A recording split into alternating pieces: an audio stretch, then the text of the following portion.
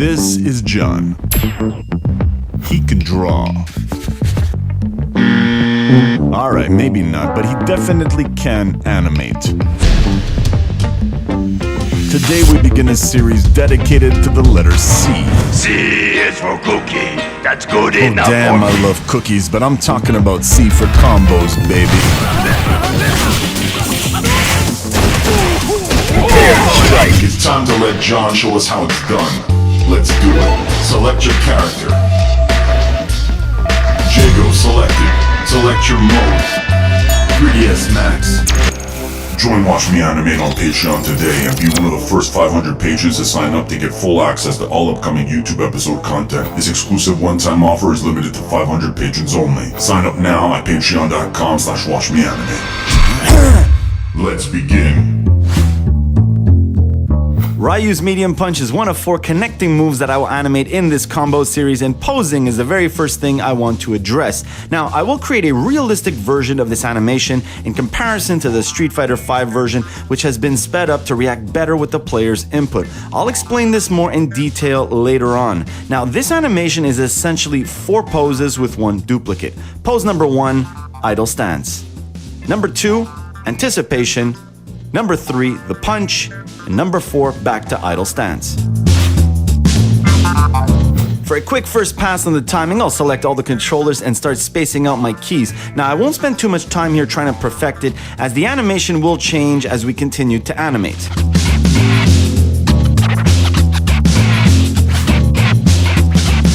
Starting with the COM, I'll overshoot the F curves. This will create a sense of weight on the horizontal movement, that screen left right or right left to you. I will then readjust the overall timing and spacing of my keys to factor in the adjustments made on the curves. Now it's time to add in vertical movement, that screen up down or down up to you.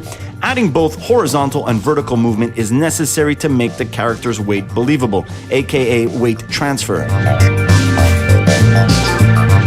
Second pass on the COM. As I continue to refine the F curves, I'm working in small increments, not making any drastic movements. Slow and steady, as they say, wins the race. Onto the legs as a first pass. I want to tighten up the movement so that it feels like his legs are carrying the weight. Now remember, I'm not aiming for perfection as we are still very early in this animation. I'm aiming for good enough as I continue to bump up the quality.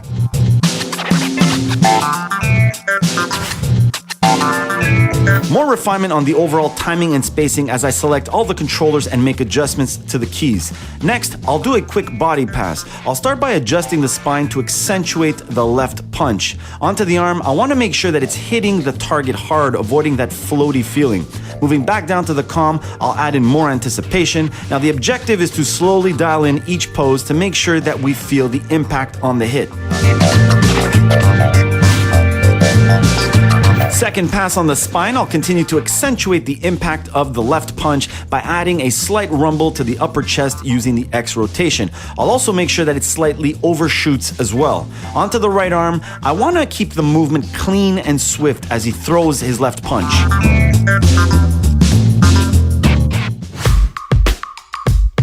Into polish pass we go. At this stage, everything is carefully analyzed from top to bottom. While playing the animation, I'm constantly thinking about ways that I can improve.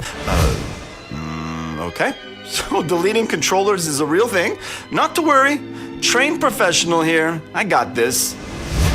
Alright, back to normal. I salvaged the rest of the body animation, reanimated the arm from the last save file, and we are back on track. Remember, this happens to the best of us, even on productions.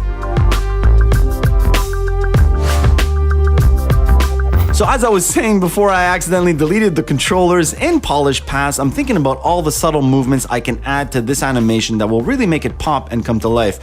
From the subtle twists of the wrist to raising the ankle to a short foot slide as he hits the target, all these little details add to his overall performance. I'll continue by adding a slight head shake on the X-axis, and I'll add in some hand and finger rotations as well.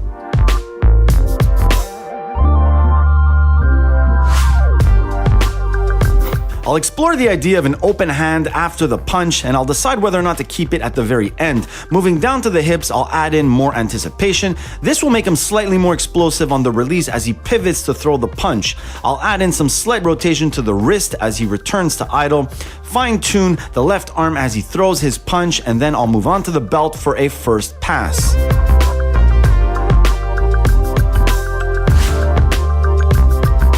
Final polish pass, I'll continue animating the belt using the straight ahead method. As I've mentioned in a previous episode, this may look simple, but there's quite a few iterations that I go through until I get the final look that I want. Now here's a tip when animating accessories or cloth. If the camera is front facing and your accessories or cloth are behind the character, like the bandana is in this case, animate it in 2D. You'll notice that my gizmo is in view mode and I'm animating it as if it were a 2D image.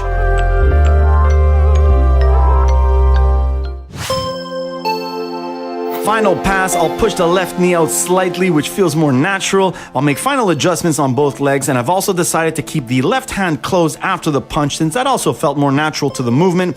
This is the final Ryu Medium Punch animation. Now it is time for a Watch Me Animate recap.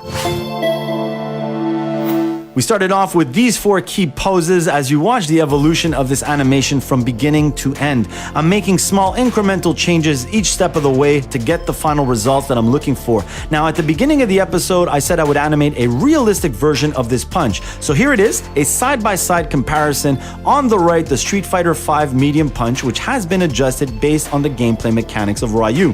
It is heavily calibrated to look and feel very responsive to the player's input. Remember, in video games, timing is everything. And on the left, my version of the medium punch to better demonstrate the body mechanics and show you just how technical a simple punch can be.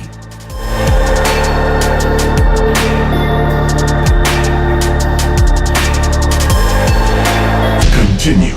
10, 9, 8. Like and subscribe if you enjoyed this video and drop a comment below to let us know what you think.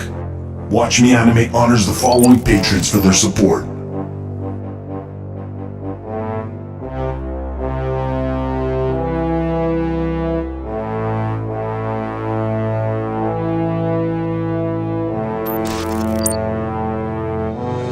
Game over.